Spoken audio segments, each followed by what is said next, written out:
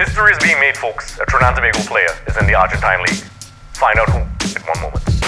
Hey everyone, welcome to a special edition of Extra Time TV. This is Andres Sokla and we're going to head down to Argentina, specifically Banfield. We have a Trinidad and Tobago player who's currently there training with the reserves and also the senior team. We're going to interview Michel Poon-Angeron and see what his journey is like so far. We did a very exclusive interview. We're going to ask him about everything that is taking place and this historical moment for Trinidad and Tobago football. A Trinidad and Tobago player in Argentina. Let's see how it goes. Let's take a look. You left Trinidad, you're in Argentina now. Tell us, what position and what role you are playing in the Argentine team Banfield right now. Well, I came across in February, and when I came across, I was playing in the number 10 in Trinidad. But, well, you're new across here, so you're not gonna really say anything. So the second training session when we actually played a full field game, and this is with my category, they call it Quinta up here, as the under-19s. So we played a full field game, and the coach put me in what they call number 5 up here, which is the center defensive midfielder. And I was accustomed to playing in number 10, which is the more attacking. But I didn't say anything, I just went out on the field and played. So now, basically I'm just playing in that role, in the center defensive midfield, actually. Or sometimes the number 8, which is more like box to box, attacking and defending. But usually I'm sitting in front of the back line. Okay, so similar to players like Mascherano and so on. I guess, yeah, Mascherano, Xavi Alonso, those kind of guys. Okay, so obviously making the transition from Trinidad and Tobago to Argentina, there's a cultural difference. What was it like for you? Is it difficult to adjust, or is it not a problem for you? Well, yes, but I would say it was actually fun learning over the time, because really and truly, when I came up, I knew nothing in Spanish. Nothing. I had no kind of background. I only did up to Form 3, but I obviously forgot everything I did. And well, every day in training, it was just more and more frustrating, not understanding everything. So I started to use the translator when I'm talking to people, and just over time I eventually learned. And well, the culture here, it's amazing just to see the passion for the football and training. I fit in easily in that aspect, because this is my life, so I love it, and I love the passion up here. It's crazy, it's ridiculous.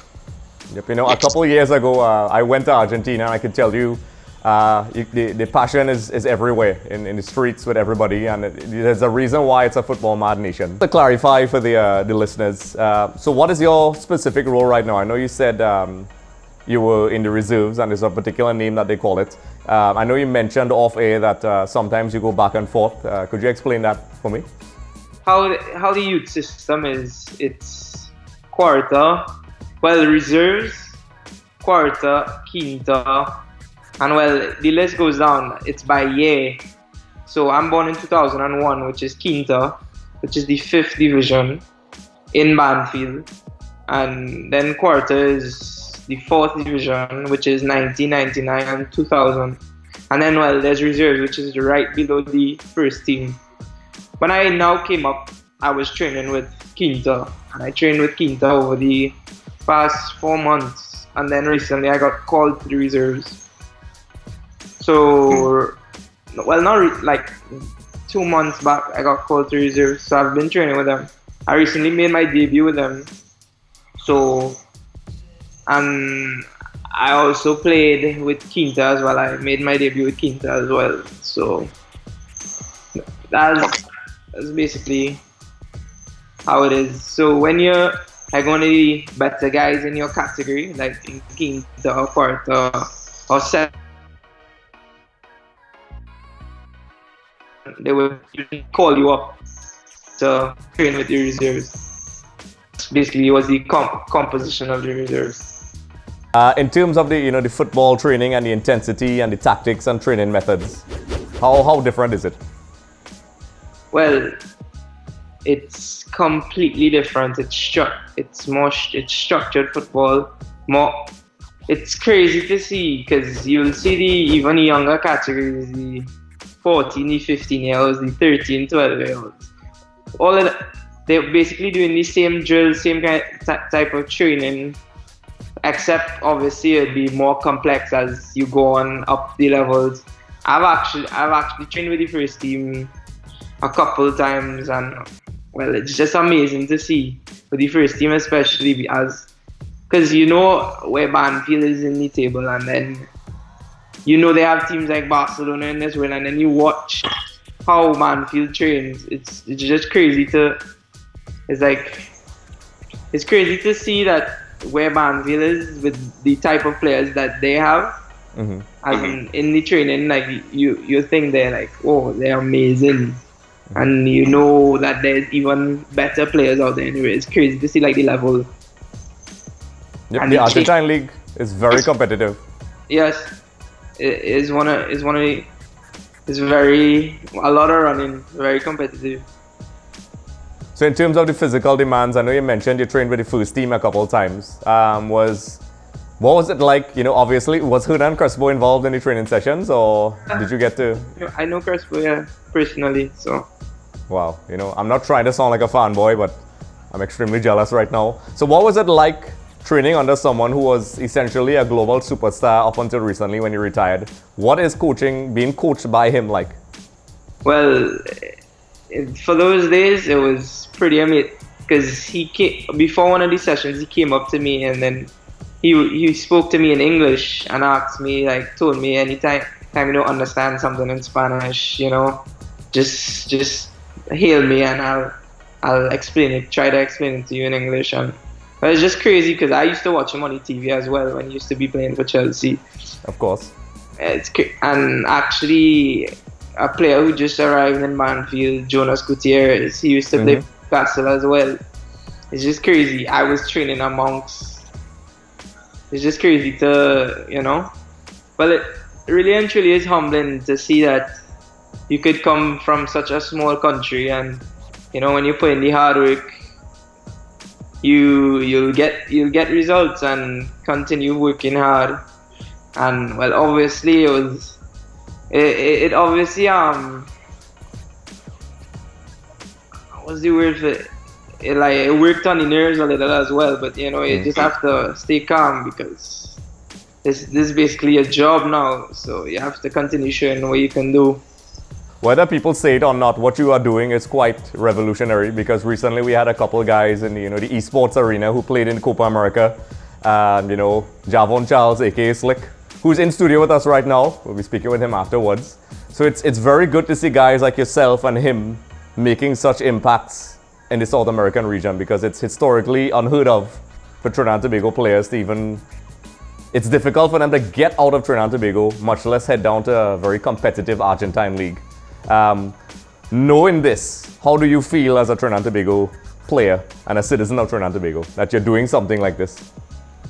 Well, I'm very proud because I love my country. So really and truly, I would love to debut in the league itself. Because every time somebody asks me where I'm from up here, it's like where? And, you know, they're always questioning and they're like, where is that? Where? And I'm asking, like at times somebody asks me if I'm from Cuba because you know they have a Trinidad and Cuba and all of that. So it'll be amazing to, you know, even what I've done already is just amazing because it's unheard of. When I was like registering my papers to play in the league, like the lower league, no, it's unheard of that a Trinidadian has been here and playing in the league itself and all of that. Okay, you know, it is quite a remarkable achievement. Tell us a little bit about the journey, how you got there. For example, I know you work a lot with Gregory Seal and Movement Mechanics and also the Canbu Play Foundation. How did this whole thing come into place? How did you get from Trinidad and Tobago to Argentina? Okay, well, last year I was just training with Gregory Seals, right? And I was just working hard in the program every day, you know, just because I was thinking about college and for my future. So to go away and play football in college and whatnot. So just one day after training on the field, Gregory pulled me aside with the guy who trains the goalkeepers in that program itself. They said they know a guy named Roger Kennedy, who is linked with like bringing players across the Banfield and whatnot.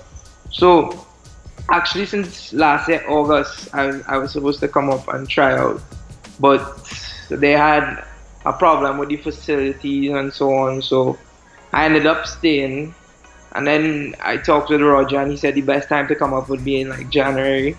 So I end up staying, played school football last year, and then I came up on February the 2nd.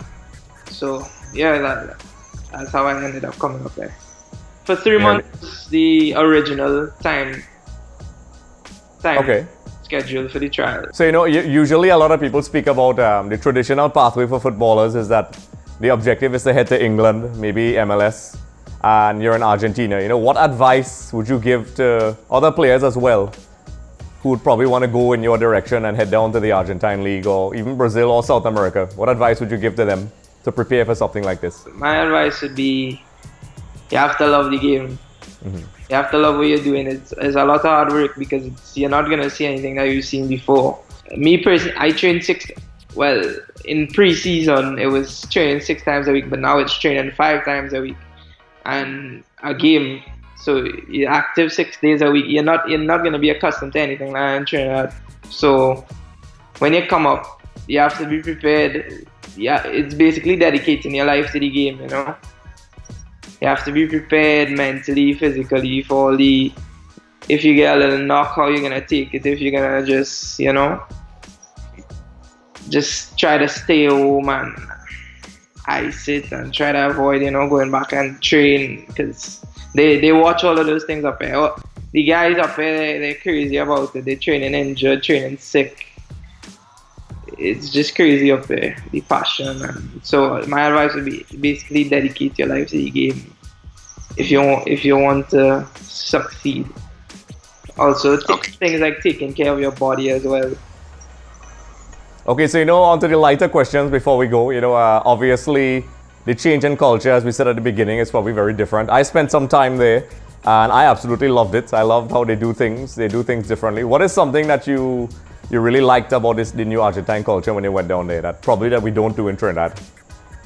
Yeah, it's completely different. Like, not even explaining it to somebody else wouldn't even, you have to experience it for yourself. Just how the people are. Well, exactly my words. Well, in the area I'm in, because I've heard some things about, other area, but I actually love it. I love it in the club. I love it because how I was expecting it to be I was not expecting it to be welcome. I was expecting it on my first day, everybody's smiling at me, asking me where I'm from, and I was expecting it to be a more hostile environment because I'm from that was the advice I was getting in Trinidad. Actually, I'm coming from a foreign environment. You coming to take somebody's place on the team, and so on and so forth. But it really wasn't like that. Everybody was friendly, trying to talk to me. Well, I couldn't talk back, but that's very interesting that you said that, because when I was going to Argentina, I was told the same thing. And it's interesting what people tell you and what you experience are two totally different things. I went down there and it was exactly what you're saying. Everybody was extremely friendly. They were very welcoming. And it was completely the opposite of what I heard. And that's why sometimes it's good to experience things on your own. Yeah. And people mean well, but experience is also the best teacher. So when you're down there, FIFA is a big deal for EXTV. Do you play FIFA? Yeah. Okay, which team do you normally play with? Well, we have this thing up here with all the guys in the house. We just click random 3 times and out to the best team. And all you could just do, if you get like 3 awful teams, just do a sudden death, and you have to play with that team. You just gave me an idea. Essentially, what we could do is EXTV and maybe Slick and one of the other guys. The 3 of us could play some of you guys online. That would be exciting. Argentina versus Trinidad. Yeah, sounds cool. Yeah. So once again, we're going to end this off. Congratulations on a wonderful achievement. We know there's still a long way to go where you are. It must be an amazing experience for you to be down there. And we will definitely keep track of your movements. You never know, EXTV may turn up in Argentina. I have a tendency to appear in places like that. So, as I said before, congratulations. And we'll definitely chat with you some more. Thanks, man. Appreciate it. Just a reminder, everyone, for more episodes with Shaka Hislop, be sure to head over to our YouTube channel. Also, don't forget to subscribe for more updates, interviews, and content.